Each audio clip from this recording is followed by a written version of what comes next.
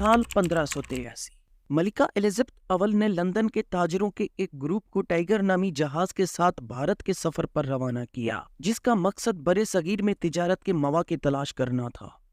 اس سفر میں Ralph Fitch, William leads اور جیمز اسٹوری موجود تھے۔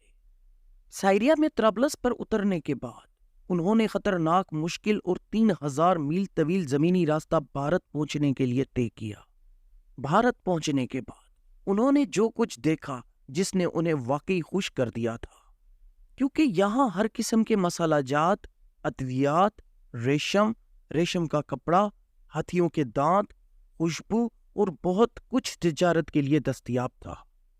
ہندوستان میں 8 سال گزارنے کے بعد تاجروں کا گروپ اپریل 1591 میں واپس لندن پہنچا۔ لندن واپس آنے کے بعد بھی تاجروں کا دماغ ہندوستان میں ہی اٹکا ہوا تھا، کیونکہ یہ تاجر ہندوستان میں تجارت کرنے کا بے صبری سے انتظار کر رہے تھے، اور اس لیے سال 1600 میں انگریز تاجروں نے ملکہ الزبتھ اول سے شاہی چارٹر کی ڈیمانڈ کی تاکہ وہ ہندوستان میں بآسانی تجارت کر سکیں۔ شاہی چارٹر ایک باضابطہ اجازت نامہ ہوتا ہے جو ایک بادشاہ کی طرف سے شاہی لیٹر پیڈ پر جاری کیا جاتا ہے۔ انگریز تاجروں کے گروپ کو انگلش ایسٹ انڈیا کمپنی کا نام دے کر 31 دسمبر 1600 کو شاہی چارٹر کے ذریعے شامل کیا گیا تھا۔ یہ چارٹر 15 سال کے عرصے کے لیے دیا گیا تھا۔ انگریز تاجروں نے اس منصوبے کی مالی اعانت کے لیے تقریباً 70,000 پاؤنڈ جمع کیے، اور اس طرح 1600 میں ایسٹ انڈیا کمپنی کا جنم ہوا۔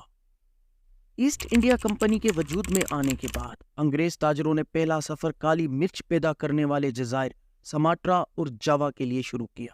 یہ سفر سال 1601 میں سر جیمز لنگسٹر کی سربراہی میں دی ریڈ ڈریگن جہاز پر کیا گیا تھا، جو اپنی پہلی تجارتی مہم 1603 میں ختم کر کے واپس انگلینڈ آیا۔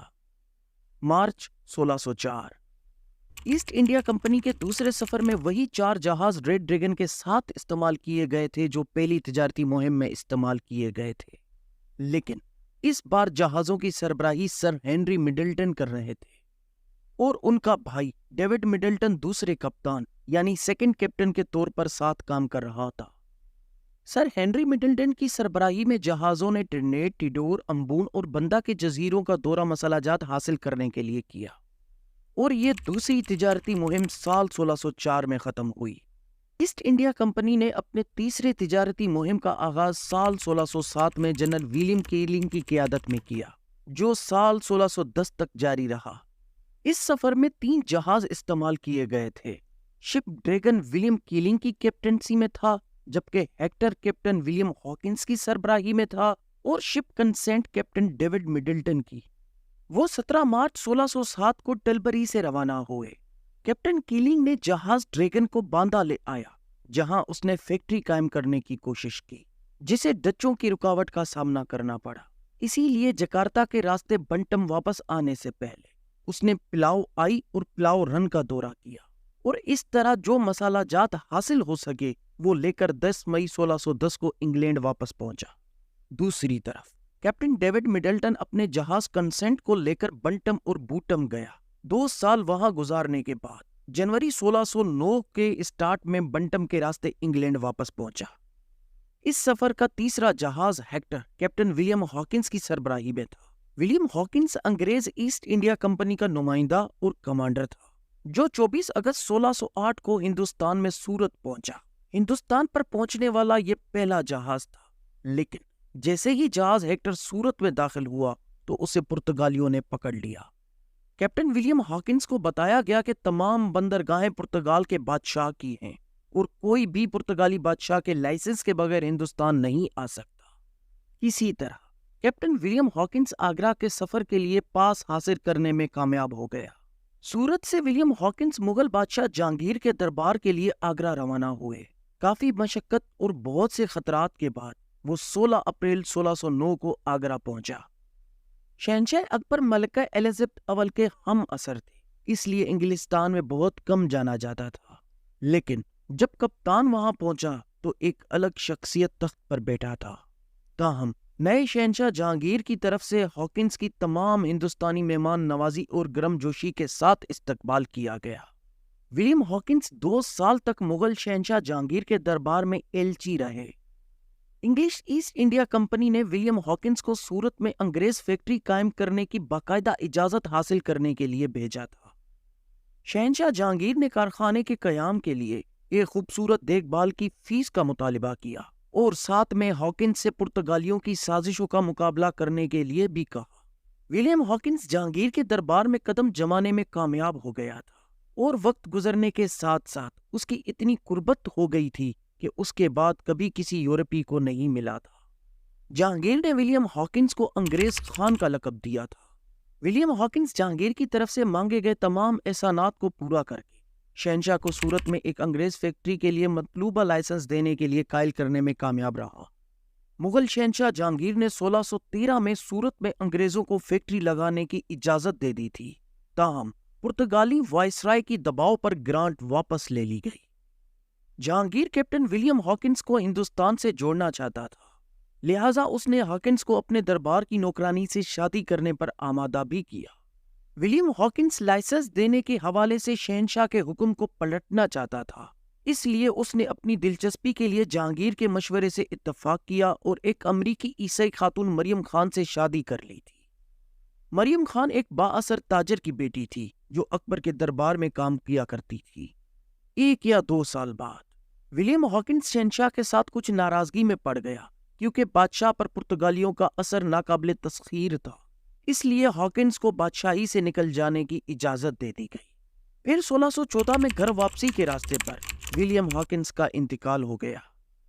پھر 1615 میں انگلینڈ کے بادشاہ جیمز اول نے سر تھامس رو کو ہدایت کی کہ وہ مغل شہنشاہ جہانگیر سے مل کر ایک تجارتی معاہدہ طے کرے جس کے تحت کمپنی کو سورت اور دیگر علاقوں میں رہائش اور فیکٹریاں قائم کرنے کی خصوصی حقوق حاصل ہوں گے۔ علاقوں کے بدلے کمپنی نے شہنشاہ کو یورپی مارکیٹ سے سامان اور نایاب چیزیں فراہم کرنے کی پیشکش کی۔ یہ مشن انتہائی کامیاب رہا اور جہانگیر نے سر تھامس رو کے ذریعے جیمز اول کو ایک خط بھیجا جس میں اس نے اس بات کی یقین دہانی کروائی۔ پھر ایسٹ انڈیا کمپنی نے اپنی پہلی فیکٹری 1615 میں سورت میں قائم کی اور دوسری 1616 میں خلیج بنگال کے آندھرا ساحل پر قائم کی۔ ایسٹ انڈیا کمپنی نے سورت میں 1619 اور مدراس میں 1639 میں تجارتی پوسٹیں قائم کی۔ 1647 تک کمپنی کی ہندوستان میں 23 فیکٹریاں اور بستیاں تھیں اور 90 ملازمین تھے۔ اس کے بعد ایسٹ انڈیا کمپنی کے بڑے کارخانے دیواروں والے قلعے بن چکے تھے، بنگال میں فورٹ ولیم، مدراس میں فورٹ سینٹ جارج اور بمبئی کیسل۔ سال 1670 کے ارد گرد کمپنی نے علاقے حاصل کرنا، ٹکسال کی رقم، قلعوں کی حفاظت، فوجیوں کو حاصل کرنے، جنگ میں شامل ہونے اور دیوانی اور فوجداری دائرے اختیار کو استعمال کرنے کے لیے حقوق حاصل کیے۔ بنگال میں مغل بادشاہ نے سال 1717 میں کمپنی کے لیے تجارت کے لیے کسٹم ڈیوٹی مکمل طور پر ختم کر دی تھی۔ کمپنی اپنی فوج میں ہندوستانیوں کو بھی ملازمت دے رہی تھی اور 1763 تک اس کے پاس تقریباً 67,000 فوجی تھے۔ وہ ہندوستان میں ایک بڑی طاقت بن چکی تھی اور کمپنی نے سیاسی مقاصد کے لیے بڑے پیمانے پر استعمال کیا۔ ایسٹ انڈیا کمپنی نے اکثر برِ صغیر کی اندرونی سیاست میں مداخلت کی اور ایک مقامی حکمران کو دوسرے مقامی حکمران کے خلاف لڑوایا۔ سال 1757 میں پلاسی کی جنگ میں بنگال کے نواب کو انگریزوں کے ہاتھوں شکست ہوئی اور ایک برطانوی کٹ پتلی کو تخت پر بٹھا دیا گیا۔ سال 1773 کے ریگولیٹنگ ایکٹ نے کمپنی میں کئی انتظامی اصلاحات کی اور وارن ہیسٹنگز کو بنگال کا پہلا گورنر جنرل بنا دیا گیا، جس میں دیگر 2 صدارتوں پر کنٹرول تھا۔ سال 1857 کی بغاوت بنیادی طور پر کمپنی کی بحث پالیسیوں اور ہندوستان میں بدعنوانی کی وجہ سے ہوئی تھی۔ اس سے ہندوستان پر کمپنی کی حکمرانی بھی ختم ہو گئی تھی اور گورنمنٹ آف انڈیا ایکٹ 1858 کے ذریعے کنٹرول براہ راست برطانوی حکومت کے ہاتھ میں چلا گیا۔ کمپنی کی ملکیت، فوجی اور انتظامی اختیارات سب حکومت کو منتقل کر دیے گئے۔ اس کے بعد ایسٹ انڈیا کمپنی نے 1874 تک برطانوی حکومت کی چائے کی تجارت کی دیکھ بھال جاری رکھی، جب اسے بالآخر تحلیل کر دیا گیا۔ Then friends, how was the video? Please let me know in the comments. Thanks.